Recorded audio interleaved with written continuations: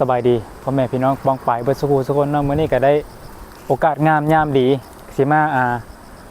หาไอ้น้องเกษตรมื้อนี้หน่อยก็คือนี่แหละพามเพิ่น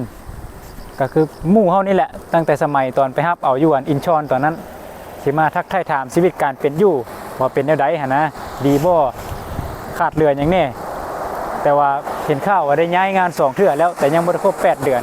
เดี๋ยวไปหาก่อนว่าตอนนี้เฮ็ดหยังอยู่นะมาแบบเซอร์ไพรส์หั่นนะส่งที่อยู่มาให้แต่ก็บ่ได้บอกว่าสิมานะเนาะนี่แหละสถานที่บ่อนอยู่อาศัยก็สิประมาณนี้เนาะเพื่อว่าไอ้น้องผู้ใดที่ว่าอยากรู้ชีวิตการเป็นอยู่การเฮ็ดเวียกของไอ้น้องเกษตรเนาะวีซ่า E8 นะมาอันระยะ5เดือน8เดือนนั่นนะอยากรู้ว่าเขาเจ้าใช้ชีวิตแนวใดกินอยู่แนวใดการไปมาคือแนวใดเนาะก็มื้อนี้ก็สิมาให้คำตอบก็สิมาทักทายถามว่าเขาเจ้าเฮ็ดแนวใดแน่รวมทั้งเงินเดือนเท่าใดเหลือฮักสิได้เท่าใดประมาณนี้หั่นนะเนาะเดี๋ยวนี้เฮาก็บุกเลยได้บ่ได้บอกว่าสิมาหรือบ่มาเนาะเฮาบุกเลยตอนนี้นะอยู่ไสเนาะอยู่นี่บ่ขอเลยบ่นี่ ก่อนคาดว่าสิเป็นบ่อนนี้เนาะเฮาสิมาลุยเลยนะ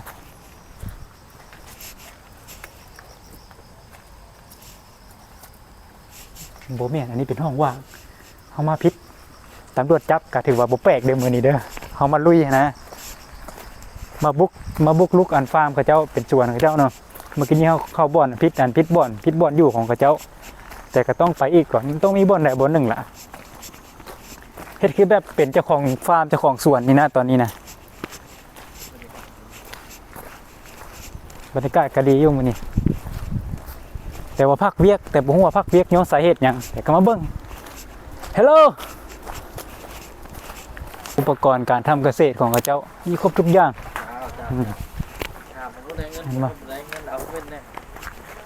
โอ้อยู่ลึกลับแท้นี่เลยบนอยู่นี่เสียงผู้สาวไว้สบายเลยนี่จับมือก่อนเลยโอ้หมอนนั่งนักล่าเงินวอนเป็นเศรษฐีเงินวอนแล้วตอนนี้เนาะเพิ่นไปดิอยู่ด้วยกันจะคนนี่เป็นอะไรผู้ปานใดผู้ปานใดเบิ่งทรงนี่ ปานแห้งก็ต่ำยังก็ต้องซื้อวัตถุกอย่างเวียกมื้อนี้คือพักซะเป็นอะไรคือพักเวียกตกฝนตกแล้วพัก2วันแล้วมื้อนี้กลางคืนเฮ็ดอยู่ไสบ่เฮ็ดเวียกโอ้อยู่ไกลเติบเลยประมาณเกือบชั่วโมงหมดแล้วบ่ไปอันใดอันนี้มีหยังซะบ่ได้เฮ็ดบ่เวียกอยู่นี่ฮะบ่ได้เฮ็ดเลยอ๋อ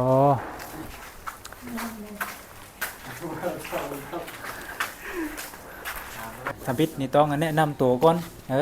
เสื้อเสียงแห่งหน้าเป็นไผมาแต่ไสมีลูกมีเมียแล้วบ่พ่อแม่นไอ้น้องกันมีจักคนแหละจริงเป็นไดก็ซามโนเว้ยเอาสามโนเอาบ่สามโนเลยเอาแนะนำตัวให้แม่ได้ครับอันใดสบายดีเนาะชื่อไก่สอนบ้านห้วยหลังมือนะเมืองเซไฟแข่งขมวนมาเฮ็ดเวียกเกาหลีก็ได้6เดือนแล้วเดือน11น่าจะมีเมียแล้วบ่มีแล้วเนาะมีลูกแล้วเนาะมีเมียผู้หนึ่งเด้อบ่มี2บ่มี3คิดว่าอยู่พี่บ่มีติอยู่พี่บ่มีนะไอ้น้องเพิ่นถามมานะว่าการเฮ็ดเวียกอยู่อันเกาหลีนี่นะฝ่ายเกษตรระยะสั้นเป็นได้ทุกยากบ่การเป็นอยู่การใช้ชีวิตนะการไปการมาค่าใช้จ่ายนี่ได้แน่การเรียกก็ลำบากหลายช่วงนี้เพราะว่าได้ย้ายฟาร์มเนาะย้ายเทื่อนึงแล้วเนาะย้ายเทื่อนึงแล้วโรงงานบนฟาร์มเก่ามันเป็นได้เฮาเก่านะฟาร์มเก่าก็โอเคก็ดีแต่ว่ามันเบิดเวียกนะบ่มีเวียกเฮ็ดแล้วเฒ่าแก่เพิ่นเลยย้ายมาอยู่นี่ที่แรกก็ว่าสิคิดว่าสิกลับอยู่แต่ก็คิดไปคิดมาแล้วถ้าเฮากลับนี่ต้องเสียเวลาอีกนะเพื่อเฮาสิได้มาอีกมันบ่ธรรมดาแม่นบ่นี่ใช้เวลาเฮาก็เลยว่าอดเอาอยู่ก่อนเข้าประเด็นเลยซะเงินเดือนนี่นะที่มาเฮ็ดเวียกเกษตรนี่นะได้เท่าใดฟาร์มตัวนี้เนาะตามที่เฒ่าแก่เพิ่นได้ว่าค่าได้เสียทุกอย่างเลยซื้อเองจ่ายเองแม่นอยู่ในเฮาเบิดแต่ว่าที่ว่าเหลือฮักแค่คันจากนี้แล้วนะเอาแบบกลมๆเร็วเฮาสิได้เท่าใด อันตัวนี้เฮาก็ยังบ่ทันได้ฮู้เทื่อเนาะเพราะว่าเฮาหาย้ายเข้ามาหาก็ได้4วันนี้ อืม ซาหัวหน้าเพิ่นล้มกับหัวหน้าก็ โต ชั่วโมงละ9,000 สมมุ แกะ ติ9,000เนาะ แม่น ก็ยังเป็นนั่นรา อยู่ คา เป็นเอง เก่าอยู่เนาะ อืม ราคาเก่ายังเพราะว่าตกตั้งแต่ปีกายปีก่อนพุ่นแต่ว่ากฎหมายปัจจุบันนี้เพิ่นเปลี่ยนแล้วแต่ว่านายจ้างก็ยังโกงอยู่ว่าง่ายก็คือยังโกงอยู่หั่นแหละเว้ยก็เฮ็ดไปเนาะเฮา เฮ็ดไป เฮาอัน จังได๋ซั่น เฮียงห้องหยังบ่ได้ก็เฮ็ดไปก็ได้อยู่เนาะ2ล้านเนาะหรือฮักจากตัวที่ว่าอยู่บอนเก่านะฟาร์มเก่า ซาคอยถามคนเก่านะ อืม คนเก่าเขาเจ้าว่าอยู่นี่มันบ่โอเค มันบ่พอได้